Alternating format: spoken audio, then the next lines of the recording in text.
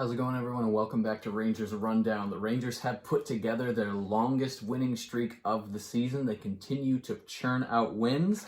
It is their 6th win in a row and their 8th win in a row at home. So the Rangers haven't lost at home in 8 games. They put together 6 wins in a row. Shesterkin is officially on the IR, but Gallant said it will not be for long. He anticipates Shesterkin being out of the lineup for a week. So not a long-term thing, which is good, although Georgiev did play very well tonight. So I think that alleviates some of the concerns that the fan base has right now. I think tonight's win gives Georgiev a lot of confidence moving into Tuesday night's game against the same exact team. So I anticipate Georgiev being in the net again. We'll see if he can pull out 2 wins in a row against the Blackhawks.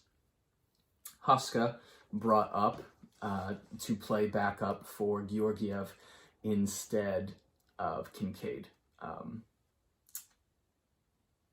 guess it didn't really matter, but Huska got called up.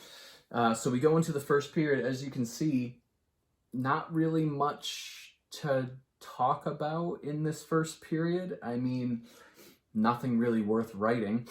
20 seconds in, Georgiev handles a puck and gives it up to a Blackhawks player. So 20 seconds into the game, I'm thinking, this might be rough. But Georgiev is historically not fantastic with the puck. He's also not fantastic on breakaways. And I don't think the Blackhawks had a single breakaway tonight. Or if they did, it got broken up by the defenseman. So Rangers understand who they're playing in front of because they played really defensively sound tonight. Third line able to get a little bit of pressure early in the game. 6 minutes in, Trouba had a big block that was earmarked for the back of the net.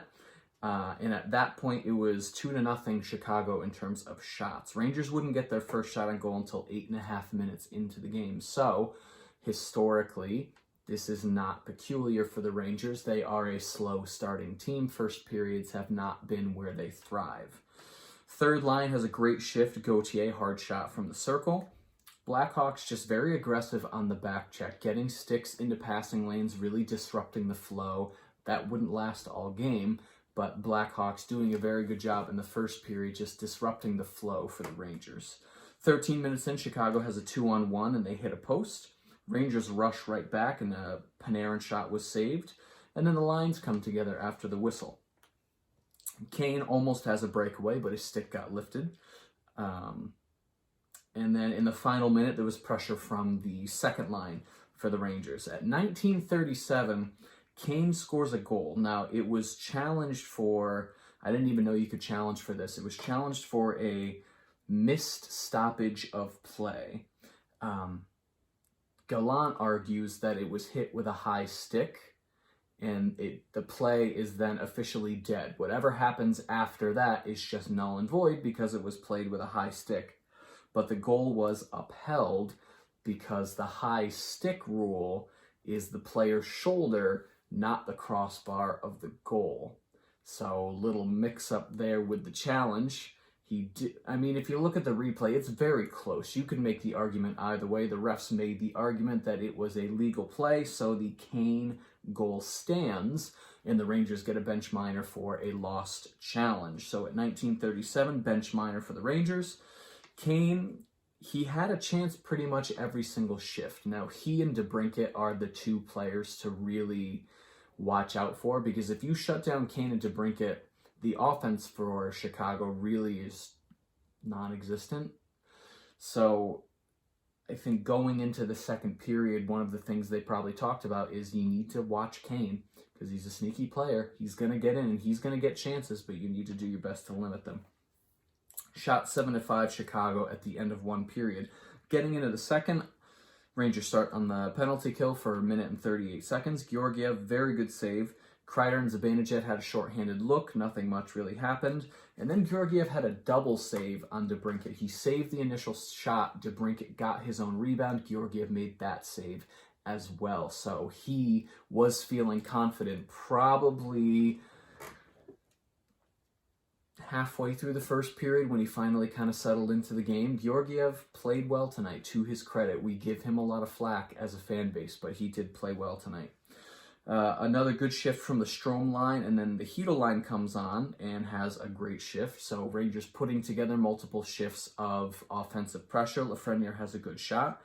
3:43, Borgstrom takes a high-sticking double minor. So the Rangers get 4 minutes worth of power play time. They wouldn't need all 4 minutes, though, because at 4:41, Strome would score a power play goal, his second power play goal in 2 games. Excuse me. It was a great cross-ice pass from Panarin. He fooled pretty much everybody on the ice into thinking that he was going to shoot. He passes all the way across to Strome. He has a wide-open net. Strome has struggled with open nets in the past, but he buries this one, and he ties the game for the Rangers. Fox with a 6-game assist streak. So a 6-game point streak for Fox, all assists. He would score tonight, though. Just past the halfway mark, fourth line has a great hard-working shift, just grinding, cycling the puck, really crisp passes, making it harder on the Blackhawks to get their sticks into passing lanes because the passing was just so good. They figured out a way to make the Blackhawks back check kind of fall flat, which they kept throughout the rest of the game. Second line has a great hard-working shift, and then third line right after. So Rangers putting together these shifts of just grinding, quick passes, keep the puck moving, not letting the Blackhawks settle into any kind of defensive rhythm. And then at 17:25 of that second period, Fox would score a goal, so a 2-point night for him. All of the hard work pays off. It was a Panarin shot. Fox was net front, and he finds the puck right in front, and he's able to put it into the back of the net. So Rangers up 2-1 by the end of that second period. 18:51, Georgiev makes a great save right off the dome. I forget what player it was, but they shot, and it just goes. I think it was Kirby Dach. Just skids right off the dome. Whenever Lundqvist used to do that, it was always on purpose. This one might have been an accident, but it's still a great save. Much better period for the Rangers. They're controlling the play, good saves, and shots are 13-9 in favor of the Rangers in the second. We go into the third period. Georgiev makes a great save on a deflection chance, and then Zibanejad has a deflection chance right after that. Wouldn't go in. 3:20, Jones takes a slashing penalty, and he did not like that call. Kreider was shaken up just before that penalty. He collides with another player, and I think he might have taken a knee to the calf.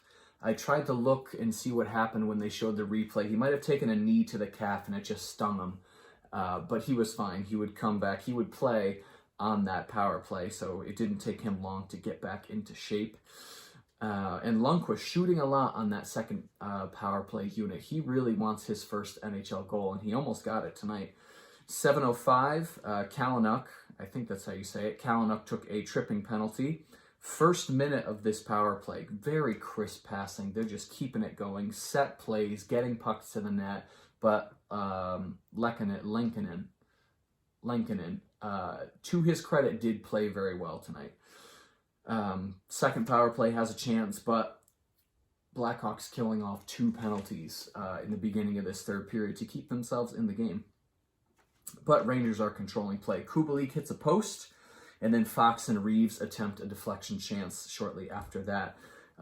Just after 13 minutes into the game, Kreider has a partial breakaway with a good shot, but Lankinen covers it. And then at 14:46, Panarin scores the insurance goal for the Rangers. Panarin came out from behind the net in front, and he lost the puck. He still throws it. It gets to Strome on the other side of the net, who attempts to throw it at the goal. It bounces back to Panarin on the other side. He has a wide open net. So Panarin gives Strome a wide open net, and then Strome gives Panarin a wide open net. So they return the favor for each other. This is the third point of the game for Panarin. So Panarin has a 3-point night. He is 1 point away from 500 NHL points. So Panarin could get that on Tuesday against his former team. And I'm sure he will. He scores points pretty much every single night. 2:30 left, they pull the goalie. Georgiev makes a save. and it ends up between his skates. It was a cross-ice feed from Kane to DeBrincat. He shoots it. Georgiev got a glove on it, and it ends up bouncing behind him and ends up in between his skates. And Chicago player crashes the net and pushes Georgiev. The puck ends up crossing the line, and I guess the puck crossed the line before the whistle was blown. So they review it, and they say because the puck crossed the line before the whistle was blown, it's a goal. But if you watch the replay, the puck stops. The puck only goes over the line because a Chicago player pushes Georgiev. So you would think that's goalie interference and the goal wouldn't count. I don't know why Gallant didn't challenge. I guess he just figured there's only 80 seconds left in the game. He would rather not risk losing another challenge. And then the Chicago Blackhawks have a 6-on-4 for the last 80 seconds. I think he'd rather just trust his guys and think 80 seconds, let's just close it out and not worry about it. I don't understand why it was called a goal. The puck came to a complete stop. The Rangers won the game, so we don't have to worry about this call anymore. But it's just, I was confused. I really didn't think they were going to call it a goal. But DeBrincat would score that goal at 18:41. Chicago calls a timeout with just over 14 seconds left, but it wouldn't matter. The Rangers ice it, and they get their 6-game winning streak, 8 games at home. They don't play again until Tuesday night in Chicago against this very same team. Now, they might put Fleury in net for that game. They do play tomorrow night. The Blackhawks do play tomorrow night, so Fleury will probably play that game. Who knows who will play on Tuesday? Probably Fleury, so it'll be Fleury against Georgiev, and we'll see if the Rangers can pull off a 7-game win streak on Tuesday night. These stats at the end of the game: shots 31-27 in favor of the Rangers, 43.4% of the faceoffs. Power play went 1 for 4, hits 28-26, and blocks 16-15, both in favor of the Rangers. The trivia question of the evening: who are the only 2 players to have 30-plus goal seasons with both the Rangers and Chicago? One of them is pretty obvious, but I didn't know the other one. Give you a second. The obvious one, Artemi Panarin, and then Tony Amonte is the other guy. Rangers improved to 16-4-3 to start this season. Just a really impressive showing so far by the Rangers. And they're showing that even without Shesterkin, they can stay in these games. And Georgiev showing that if he gets some starts, he can pull off some impressive saves and impressive wins. Hopefully that continues. We should get Shesterkin maybe next weekend, early the week after, and then things can kind of go back to normal. But they're back in action Tuesday. We'll see if they can put together another win. If you enjoyed this video and you'd like to see more videos like it, be sure to hit the subscribe button. Thank you so much for watching, and I will see you in the next rundown.